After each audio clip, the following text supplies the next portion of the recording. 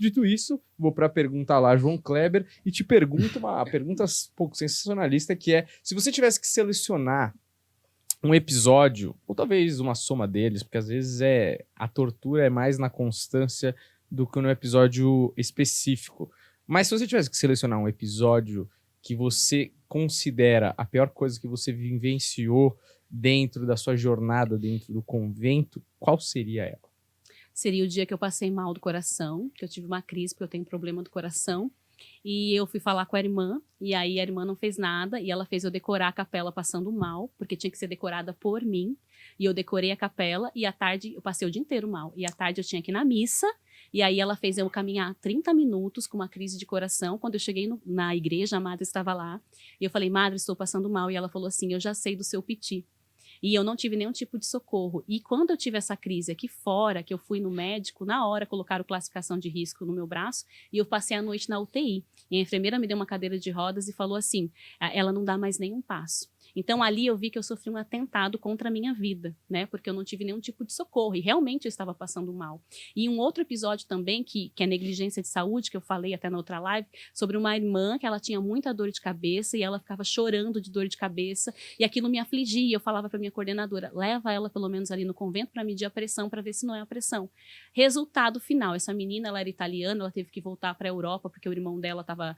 ele tinha um problema, ele estava quase morrendo e ela passou mal lá. Quando as irmãs levaram ela no médico, ela estava com câncer na cabeça. Então, isso foi 2 episódios assim que me causou grande indignação, porque já não era mais só questão de abuso de autoridade, mas era colocar a vida das pessoas em risco. Então, eu considero esse o episódio mais complicado para mim, porque eu poderia não estar aqui falando com vocês agora, né? Se eu estou, porque existe algo que ainda não chegou minha hora, mas eu poderia não estar aqui, né? Então, quando eu fiz aquela caminhada de 30 minutos, foi muito difícil para mim, porque eu sentia muita falta de ar e foi muito difícil. Então, esse é o pior. A capela? Desculpa a minha ignorância, Sim. eu faltei umas vezes na catequese, mas a capela que você tinha que decorar era o quê? Tipo assim, todas as casas religiosas têm a capela que é como se fosse uma igreja, onde a gente se reúne para rezar. Então era solenidade, eu acho que era Pentecostes. E sempre quando é uma solenidade, que é uma festa importante da igreja, a gente faz uma decoração diferenciada na capela. Tá. Sabe o que eu achei que era? Decorar tipo uma música. Não! A capela. Decora a capela aí, né? Inteira, 30 páginas. Ó, senhor, tem que cantar com ataque no coração, porra. Não, eu tinha que decorar, tipo, fazer os arranjos de flores, trocar as toalhas, limpar a capela, né? Primeiro, para você decorar, você tinha que limpar a capela e depois você deixava a capela bonita. E eu sempre tive talento para isso. Mas eu falei para ela, pode ser uma postulante? Eu poderia até orientar. Não, é por você. Por você. Porque ela queria me prejudicar, porque eu trabalhava com arte, eu tinha um grupo, e a gente tinha um ensaio desse grupo, que a gente ia ter uma apresentação. E como ela não gostava que eu participava disso, ela queria boicotar o meu ensaio. E já estava acontecendo muitas coisas em relação a isso.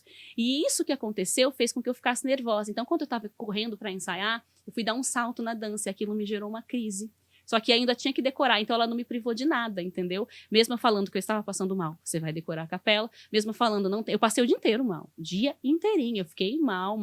Não passava crise, porque eu ainda estava nervosa. Além de eu estar com crise, eu estava nervosa, né, por conta de tudo aquilo. Teve gente que falou assim, você teve um ataque de ansiedade. Não foi um ataque de ansiedade, eu tenho um diagnóstico no coração. Para quem quer saber, tenho presença de prolapso na válvula mitral. Então, assim, não é um ataque de ansiedade que dá um aceleramento, não, meu coração vai a 200, entendeu? E eu caminhei assim. E isso é diagnosticado pelo médico, não é uma coisa da minha cabeça. Então, assim, realmente foi uma negligência, né? E como eu passei a minha vida inteira do convento sem medicamento, por quê? Porque a minha formadora lá no início, quando eu falei que eu queria ir embora, o que ela fez? Ela jogou o meu medicamento, falou que eu tinha piti, jogou a minha roupa, eu era aspirante, né? Eu fiquei assustada com aquilo. E o medo? Você tinha medo, sabe? Cortar o cabelo. Meu cabelo, a minha formadora erguia meu cabelo assim, lá picotou o meu cabelo, sabe? Por causa de crise. Porque quem tem cabelo grandinho, porque tá querendo sair do convento. Então, eles cortavam o nosso cabelo. Contra a sua vontade. Contra a minha vontade. Ela destruiu o meu cabelo.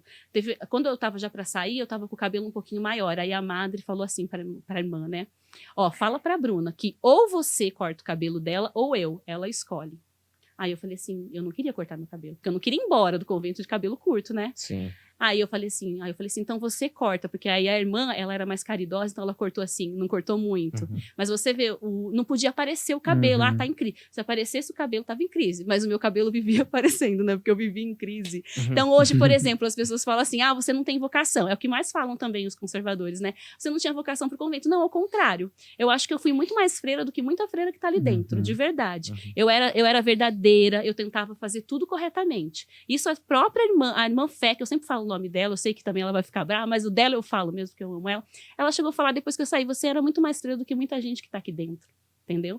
E eu posso provar tudo isso. Se as pessoas quiserem ver, vai lá no meu Instagram que eu mando uma fotinho das coisas que acontecia. Até eu tenho e-mails de irmãs que depois que eu fiz a live, falaram, isso acontecia mesmo. Hoje não acontece mais, mas acontecia. Que viveram comigo, sabe? Que passaram tudo isso comigo e que estão lá dentro e que não conseguem enxergar. Que estão lá dentro e que não conseguem ver. Elas assistem o que eu tô falando, mas elas acham que tem um sentido, elas dão um sentido para isso. Acho que a gente faz coisas na vida quando a gente encontra um sentido. Talvez elas encontram nisso. Eu não encontro. Sim. Então, assim, esse foi o episódio. Mas tiveram vários outros.